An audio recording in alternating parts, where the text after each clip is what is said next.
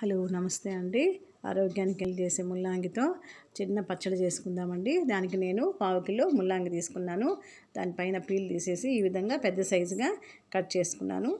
దానికి ఒక ఆనియను, టమాటాలు పెద్ద సైజు ఈ విధంగా కట్ చేసుకున్నాను. 1 బై 1 ఒక 3 టమాటాలు తీసుకుందామండి. ఇది బ్లడ్ని క్లీన్ చేస్తుంది. కిడ్నీలో రాళ్ళు ఉండే వాళ్ళకి కూడా చాలా మంచిది. బీపీ షుగర్ ఉండే వాళ్ళకి కూడా ఇది తింటే చాలా మంచిదండి హెల్త్కి. ముల్లంగి జ్యూస్ తాగుతారు. ఈ విధంగా టమాటాలు ఒక 4 కట్ చేసుకున్నాను. ఎండుమిర్చి, పచ్చిమిర్చి, ధనియాలు, జీలకర్ర, మెంతులు, ఇవన్నీ అండి. చింతపండు కొంచెము. ఇవే అండి పచ్చడికి అవసరము. పైన రైస్ ఉడుకుతూ ఉంది.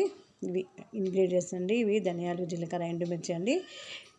ఇవన్నీ తీసుకొని బాగా ముందుగా కడాయి పెట్టుకొని దాంట్లో కొంచెం ఒక గరిటె ఆయిల్ తీసుకున్నాను. ఆయిల్ బాగా వేడెక్కాక ధనియాలు, జీలకర్ర, కొంచెం మెంతులు, జీలకర్ర అంటే 1 స్పూను, ధనియాలు 2 స్పూన్లు, ఒక 1/2 కిలోకి ఇది సరిపోతుందండి. ఒక పెద్ద సైజు ఆనియను, పచ్చిమిర్చి ఒక 2 చీలికలండి.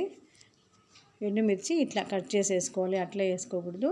ఇట్లా కట్ చేయడం వల్ల లోపలంతా బాగా ఎగుతుంది, మంచి టేస్ట్ వస్తుందండి. ఈ విధంగా కట్ చేసుకొని కొంచెం మెంతులు, ఒక వెల్లుల్లిపాయలు ఒక 2 రెమ్మలండి, ఎక్కువ వద్దు. ఈ విధంగా సిమ్లోనే ఫ్రై చేసుకోవాలి. ఇప్పుడు కొంచెం కరివేపాకు కూడా పచ్చి కరివేపాకు తీసుకోండి. ఈ విధంగా బాగా ఫ్రై అవ్వాలండి. ఫ్రై అయినాక ఇప్పుడు ముల్లంగిని మనము కొంచెంగా వేసి సిమ్లోనే వార్చుకోవాలండి. దీంట్లో వాటర్ ఉంటుంది కాబట్టి ఎక్కువ ఆయిల్ కూడా అవసరం లేదు. ఈ విధంగా కొంచెంగా బాగా ఫ్రై చేయాలండి. కొంచెం వార్చినాక మళ్ళీ టమాటాలు వేసుకోండి.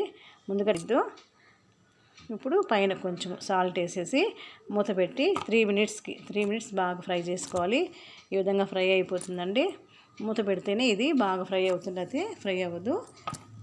ఇట్లా కట్ చేస్తే మనము బాగా ఫ్రై అయినాక ఇది ఈ విధంగా ఫ్రై అయిపోతుందండి. ఇప్పుడు కొంచెం చింతపండు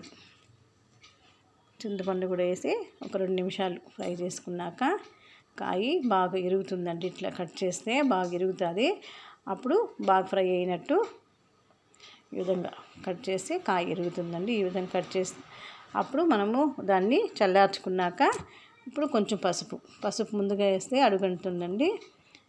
ఇప్పుడు కొంచెం పసుపు వేసి చల్లార్చినాక మిక్సీ చేసుకొని దాన్ని ఈ విధంగా మిక్సీలో వేసుకొని దీన్ని మళ్ళీ పోపు వేసుకోవాలండి. ఇది కిడ్నీలో రాళ్ళు ఉండే వాళ్ళకి కూడా చాలా మంచిది. ఫీవర్ వచ్చినప్పుడు కూడా కానీ ముల్లంగి సాంబార్ కానీ ముల్లంగి జ్యూస్ కానీ తీసుకుంటే చాలా మంచిదండి హెల్త్కి. ఈ విధంగా ఆయిల్ కొంచెం వేడెక్కాక పోపు ఏమొద్దు, ఆవాలు జీలకర్ర వేసి ఈ పచ్చడిని వేసుకోండి. కొంచెం కరివేపాకు అండి. సిమ్లోనే బాగా ఫ్రై చేసినాక ఆయిల్ బయట వచ్చినాక కొంచెం కరివేపాకు వేస్తే ముల్లంగి పచ్చడి రెడీ అండి. ఇది ఇడ్లీకి కానీ, దోశకి కానీ, రైస్లోకి కానీ చాలా బాగుంటుంది. ట్రై చేయండి, లైక్ చేయండి, షేర్ చేయండి. హెల్త్కి చాలా మంచిదండి. సింధు